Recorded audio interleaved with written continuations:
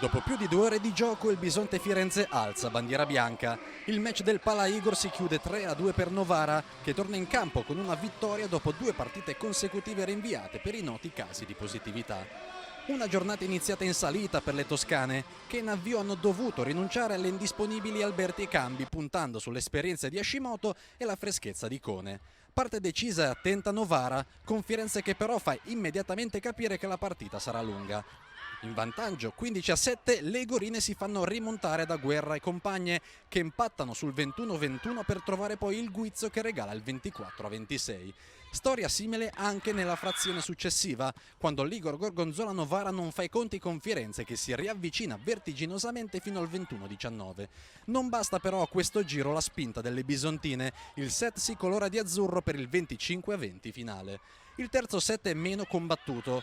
Novara comanda il gioco, Firenze fatica in attacco, l'epilogo è scontato, 25-14 per le padrone di casa.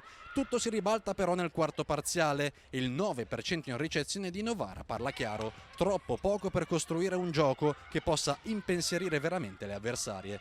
Firenze conquista il set 22-25 e affila le armi per il decisivo tie break.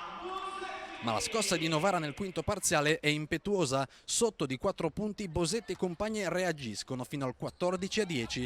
Il colpo di coda di Firenze non basta, un errore al servizio di Panettoni fissa il punteggio sul 15-13 e regala 2 punti alle piemontesi.